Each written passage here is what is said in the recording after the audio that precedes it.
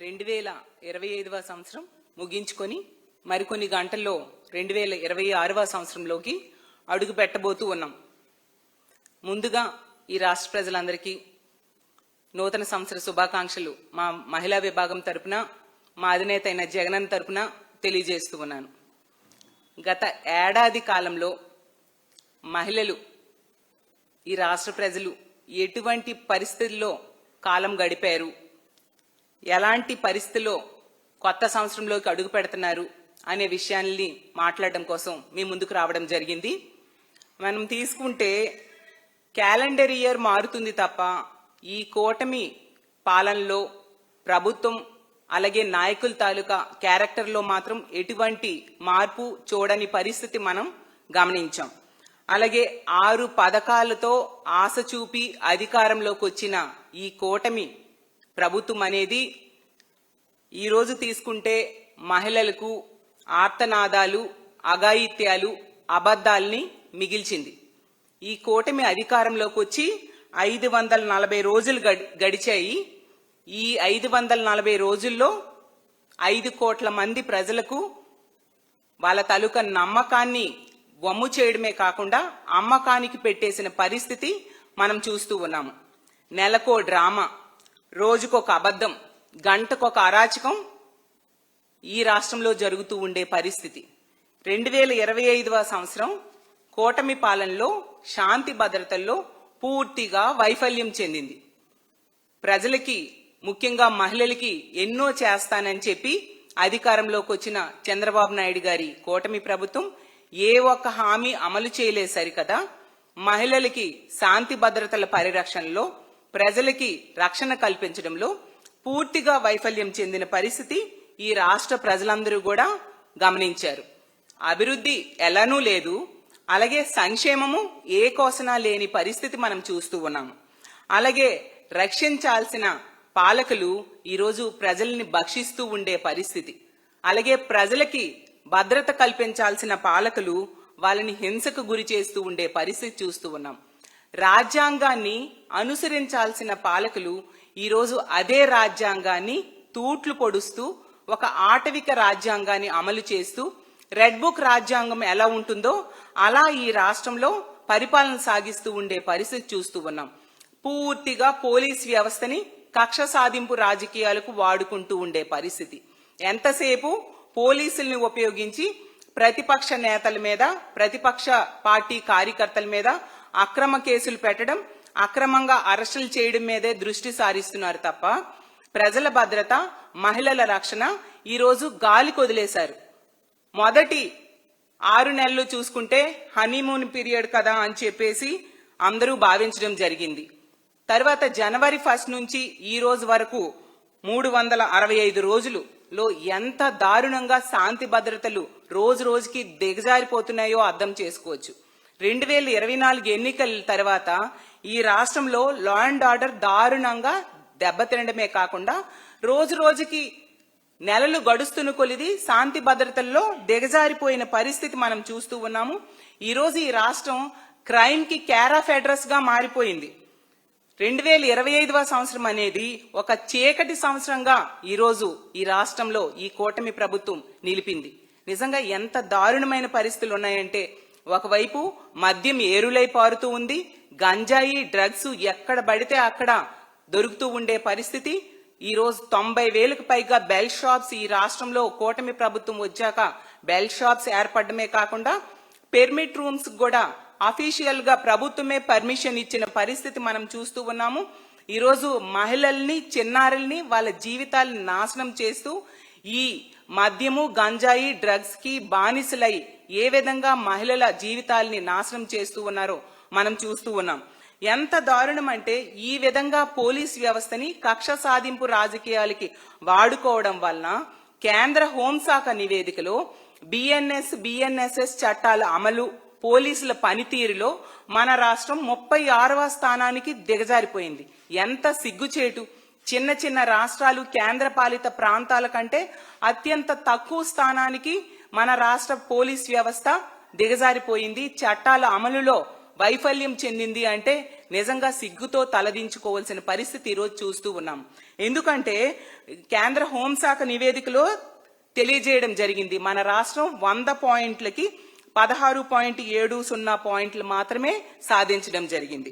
అందులో ICT applications అమలు చేయడంలో 0, ఇంటిగ్రేషన్లో 0, అలాగే ఆపరేషన్ ఎఫిషియన్సీలో కేవలం 7.93 పాయింట్స్, అడ్మినిస్ట్రేషన్ రిఫార్మ్స్ లో కేవలం 8.77 పాయింట్స్ తెచ్చుకొని అత్యంత అట్టడుగు స్థానంలో ఈ రోజు రాష్ట్రంలో ఉందంటే పోలీసులకి వాళ్ళ విధులు నిర్వర్తించకుండా రెడ్ బుక్ రాజ్యాంగం ఎలా అమలు చేయాలో దాని మీదే దృష్టి పెట్టేట్టుగా ఈ ప్రభుత్వం ఉపయోగించుకుంటూ ఉండే పరిస్థితి మనం చూస్తూ ఉన్నాం.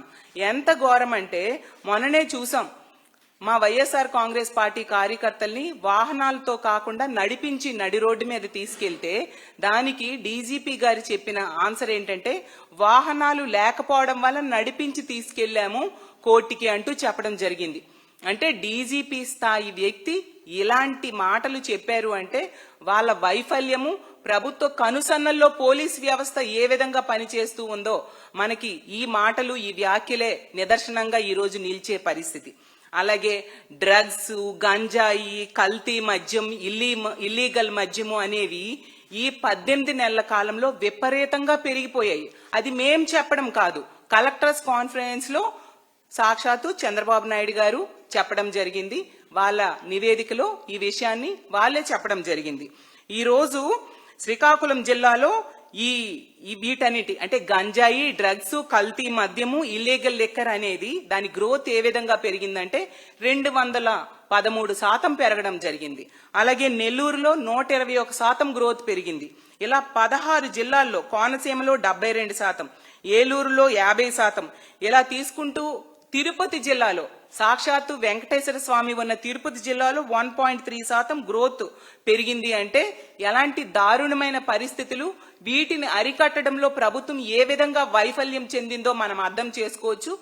ఈ గంజాయి, డ్రగ్స్ కి వ్యతిరేకంగా పోరాటం చేస్తున్న పెంచలయ్య అనే యువజన సంఘం నాయకుడికి తెలుగుదేశం పార్టీ ఎమ్మెల్యే అనుచరులు ఎంత దారుణంగా నడి రోడ్డు మీద హత్య చేశారో మనం మొన్ననే చూసాం. అంటే ఈ గంజాయి, డ్రగ్స్ ఎంత విచ్చలవిడిగా దొరుకుతూ ఉన్నాయి, వీటి అమ్మకము అలాగే అవైలబిలిటీ ఏ విధంగా దొరుకుతుంది, ఈ మాఫియా వీటిని అడ్డుకున్న వ్యక్తుల్ని ఏ విధంగా హత్యలు చేస్తున్నారు అనే దానికి ఈ పెంచిలయ్య అనే యువకుడికి చేసిన హత్య, యువకుడిని చంపడం మనం నిదర్శనంగా చెప్పుకోవచ్చు. అలాగే తీసుకుంటే మహిళల మీద అత్యాచారాలు, అఘాయిత్యాలు, నేరాలు విపరీతంగా పెరిగిపోయాయి. అది కూడా కలెక్టర్స్ కాన్ఫరెన్స్ లో చంద్రబాబు నాయుడు గారే చెప్పడం జరిగింది. 10 జిల్లాల్లో విపరీతంగా పెరిగిపోవడమే కాకుండా గత ఏడాది అంతా తీసుకుంటే 1458 మంది మహిళలు రేప్ కి గురవడం జరిగింది. 5000 మందిని వేధించడం జరిగింది. ఈ వేధింపులన్నింటికి కారణం ఏంటి? ఇలాంటి తప్పుడు పనులు చేసే వాళ్ళకి ప్రభుత్వం శిక్షించటలేదు. దాని వలన ఇలాంటి తప్పుడు పనులు చేసే వాళ్ళకి భయం లేకుండా ఈ రోజు ఇలాంటి పరిస్థితులు నెలకొన్నాయి. ముఖ్యమంత్రి గారి నివాసం ఉంటున్న జిల్లాలో ఈ రోజు మహిళల మీద నేరాలు 11% పెరిగాయి. అలాగే తన కుమారుడైన లోకేష్ గారు కూడా అదే జిల్లాలో నివాసం ఉంటున్నారు.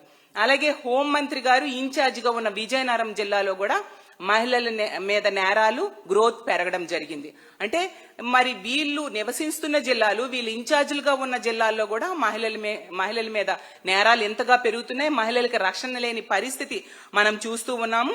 అలాగే తీసుకుంటే ఏపీలో ఏదైనా అవసరమై ప్రమాదకర పరిస్థితుల్లో ఒక అఘాయిత్యం జరిగినప్పుడు, ఏదైనా అవసరం వచ్చినప్పుడు ఎమర్జెన్సీ కాల్ సెంటర్కి కాల్ చేస్తే పోలీసులు రెస్పాండ్ అయ్యే టైం 26 నిమిషాలు, 25.50 నిమిషాలు టైం అనేసి కేంద్ర హోం మంత్రి అయిన అమిత్ షా గారు చంద్రబాబు నాయుడు గారికి లెటర్ రాయడం జరిగింది.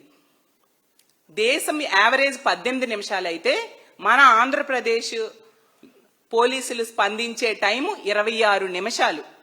అంటే ప్రజల ప్రాణాలకి, మహిళల మాన ప్రాణాలంటే వీళ్ళకి ఎంత చులకన భావం, ఎంత నిర్లక్ష్యం అనేది స్పష్టంగా వీళ్ళు స్పందించే టైం బట్టి మనకు అర్థమవుతూ ఉంది. గతంలో జగన్మోహన్ రెడ్డి గారు ముఖ్యమంత్రిగా ఉండేటప్పుడు కేవలం 3 నుంచి 5 నిమిషాల్లో ఈ ఎమర్జెన్సీ కాల్ సెంటర్కి కాల్ చేస్తే పోలీసులు స్పందించి వాళ్ళకి రక్షణ ఇచ్చేవారు. అలాగే ఎక్కడో పక్క రాష్ట్రంలో ఒక మహిళ మీద అఘాయిత్యం చేసి హత్య చేస్తే అలాంటి పరిస్థితులు తన రాష్ట్రంలో ఉన్న ఆడబిడ్డలకు జరగకూడదని దిశ వ్యవస్థను తీసుకురావడమే కాకుండా దిశ యాప్ తీసుకొచ్చారు. 18 దిశ పోలీస్ స్టేషన్స్ జగనన్న ఆ రోజుల్లో తీసుకురావడం జరిగింది. జగనన్న ముఖ్యమంత్రిగా ఉండేటప్పుడు పోలీసులకి 85 అవార్డ్స్ వచ్చి మొదటి స్థానంలో ఉండేది. అలాంటి పోలీస్ వ్యవస్థని ఈ కూటమి ప్రభుత్వం అధికారంలోకి వచ్చాక పూర్తిగా దిగజారే పరిస్థితి మనం చూస్తూ ఉన్నాము. ఈరోజు సామాన్యుడికి న్యాయం అనేది అందని ద్రాక్షగా ఈరోజు మిగిలిపోయింది. అలాంటి దారుణమైన పరిస్థితులు ఈరోజు ఈ రాష్ట్రంలో కూటమి ప్రభుత్వం అధికారంలోకి వచ్చాక నెలకొనడం నిజంగా చాలా దురదృష్టకరం. అలాగే తీసుకుంటే ఒకవైపు మహిళలకి ప్రజలకి రక్షణ లేదు సరికదా, పోలీసుల్ని తన శాఖలో ఉన్న ఉద్యోగుల మీద కూడా అక్రమ కేసులు పెట్టే స్థాయికి దిగజార్చేశారు. అంతగా పోలీసు వ్యవస్థను తన జోబు సంస్థగా ఈ రోజు ఉపయోగించుకోవడం వలన శాంతి భద్రతల్లో ఈ కూటమి ప్రభుత్వం అధికారంలోకి వచ్చాక పూర్తిగా వైఫల్యం చెందారు అనే విషయం స్పష్టమవుతూ ఉంది. అలాగే తీసుకుంటే ఈ గత ఏడాది 365 రోజులు 2025వ సంవత్సరం అన్ని తీసుకుంటే ఏడాది మొత్తం చంద్రబాబు నాయుడు గారు అప్పులు చేయడానికి అవినీతికి మాత్రమే ఉపయోగించుకున్నారు. అలాగే తీసుకుంటే తెలుగులో ఈ సంవత్సరాన్ని విశ్వాసనామ సంవత్సరం అని పేరు పెట్టారు. కానీ ఈ కూటమి పాలనలో ఈ 2025వ సంవత్సరం ఏంటంటే విశ్వాసఘాతక నామ సంవత్సరంగా మార్చేశారు వీళ్ళు. యాక్చువల్ గా ఎన్నో హామీలు ఇస్తామని చెప్పి పెద్ద మొనగాళ్ళ వీళ్ళు స్టేట్మెంట్స్ ఇచ్చి ఈ రోజు అధికారంలోకి వచ్చాక ఏ ఒక్క హామీ నెరవేర్చలేదు. ప్రజలకి మహిళలకి రక్షణ ఇవ్వని పరిస్థితుల్లో ఈ రోజు ముగ్గురు మోసగాళ్ళుగా ఈ రోజు మిగిలిపోయారు ఈ రాష్ట్రంలో. అలాగే తీసుకుంటే 3 పార్టీలకి ఓట్లేసిన మహిళల పరిస్థితి ఏ విధంగా ఉందంటే ఈ రోజు 3 చెరువులు నీళ్లు తాగిస్తున్నట్టుగా ఆ మహిళల్ని చేసేశారు. చూస్తే ఎన్నికల టైంలో చంద్రబాబు నాయుడు గారు ఏం చెప్పారు? మిమ్మల్ని కోటీశ్వరుల్ని చేస్తాం, పారిశ్రామికవేత్తలను చేస్తాం, ఇంట్లో ఉంటే చాలు డబ్బులు వచ్చేట్టుగా చేస్తాం, అలాగే వర్క్ ఫ్రం హోమ్ ద్వారా నెలకి ₹1,00,000 వచ్చేట్టుగా చేస్తాను, 18 సంవత్సరాలు దాటితే మీకు నెలకి ₹1,500 వచ్చేట్టుగా చేస్తాను, 50 సంవత్సరాలు దాటితే చాలు బీసీ ఎస్సీ ఎస్టీ మైనారిటీ మహిళలకి ₹4,000 పెన్షన్ ఇస్తాను, అలాగే ఉద్యోగం రాకపోతే నిరుద్యోగ భృతి ఇస్తానని ఇలా ఎన్నో హామీలు ఇచ్చి అధికారంలోకి వచ్చారు కదా. ఏ ఒక్కటి కూడా నెరవేర్చకుండా ఈ రోజు నెట్ట నిలువుగా మహిళలకు మోసం చేసిన పరిస్థితి మనం చూస్తూ ఉన్నాం. సైకిల్ కి ఓటేసిన మహిళల ఆశల్ని ఈ రోజు కీల్చేయడం జరిగింది.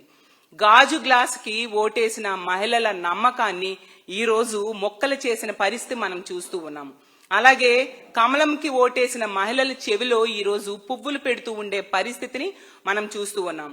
జగనన్న పాలనలో ఒక స్వర్ణయుగం లాంటి పాలన ఉంటే ఈ రోజు కర్మయుగం లాంటి పాలన ఈ కూటమి పాలనలో ప్రజలు చూస్తూ ఉన్నారు. ఆ రోజు జగనన్న మహిళలకి ప్రజలకి అండగా నిలిస్తే ఈ రోజు ఈ కూటమి పాలన ఒక అనకొండ లాంటి పాలన ఉండే పరిస్థితి మనం చూస్తూ ఉన్నాం. జగనన్న ఒక నిండు పొన్నమి లాంటి పాలన అందిస్తే ఈ కూటమి ఒక చీకటి అమావాస్య లాంటి పాలనని అందిస్తూ ఉండే పరిస్థితి మనం చూస్తూ ఉన్నాము. ఆ రోజు జగనన్న మహిళా దోస్తి పాలన అందిస్తే ఈ రోజు మహిళా ద్రోహి పాలన చంద్రబాబు నాయుడు గారి కూటమి ప్రభుత్వం అందిస్తూ ఉందని స్పష్టం చేస్తూ ఉన్నాను. అలాగే తీసుకుంటే ఈ 18 నెలల్లోనే ఈ కూటమికి ఓట్లేసిన ప్రజలకి మహిళలకి జగనన్న విలువ బాగా తెలిసింది. జగనన్నని ఈరోజు తలుచుకోని వాళ్ళు లేరు. ఎందుకంటే గుడిలో ఉన్న దేవుణ్ణి వెలేసి ఈ రోజు మళ్ళీ ఆ దేవుడు కావాలని ప్రార్థనలు చేస్తున్నట్టుగా ఉంది మా పరిస్థితి అని ఈ రాష్ట్రంలో మహిళలు, కూటమికి ఓట్లేసిన మహిళలు, ప్రజలు బాధపడుతూ ఉండే పరిస్థితిని మనం చూస్తూ ఉన్నాము. ఆ రోజు జగనన్న కులం చూడలేదు, పార్టీ చూడలేదు, మతం చూడలేదు, ప్రాంతం చూడకుండా అన్ని వర్గాల వాళ్ళకి సంక్షేమ పథకాలు, అభివృద్ధి కార్యక్రమాలు అమలు చేస్తే ఈ రోజు ఏ కులానికి గాని, ఏ ప్రాంతానికి గాని, ఏ పార్టీకి గాని ఎవరికి కూడా ఎటువంటి పథకాలు కూడా ఇవ్వని పరిస్థితిని మనం ఈ రోజు చూస్తూ ఉన్నాము. అలాగే తీసుకుంటే ఎన్నికల టైంలో మేనిఫెస్టోలు ఇచ్చారు, మేనిఫెస్టోలో సూపర్ 6 హామీలు ఇచ్చారు, అలాగే అన్ని రకాల మహిళా సంక్షేమము, అలాగే యువత సంక్షేమం అంటూ ఎన్నో పథకాలు ఇవ్వడం జరిగింది. అలాగే గ్యారంటీ కార్డులు ఇచ్చారు, అలాగే బాండ్స్ ఇవ్వడం జరిగింది. ఒక్కొక్క కుటుంబానికి ఏ పథకానికి ఎంత డబ్బులు వస్తాయని కూడా ఈ బాండ్స్ లో స్పష్టంగా రాసి నమ్మబలికి ఓట్లు వేయించుకున్నారు వీళ్ళు. ఈ రోజు తీసుకుంటే అన్ని పథకాలని కూడా కోతలు విధిస్తూ ఏ ఒక్కటి కూడా అమలు చేయని పరిస్థితి మనం చూస్తూ ఉన్నాము. అలాగే మహిళా సంక్షేమం ఈరోజు తీసుకుంటే ఎంత దారుణంగా వీళ్ళు గాలి కొదిలేసి మహిళల్ని నెట్ట నిలువుగా మోసం చేశారు అంటే, ప్రతి ఆడబిడ్డకి 2 సెంట్ల స్థలం ఇస్తామని చెప్పారు, సొంత ఇల్లు నిర్మించి ఇస్తామని చెప్పారు. అది ఏ ఒక్క మహిళకు కూడా 18 నెలల కాలమైనా ఇవ్వని పరిస్థితి మనం చూస్తూ ఉన్నాము.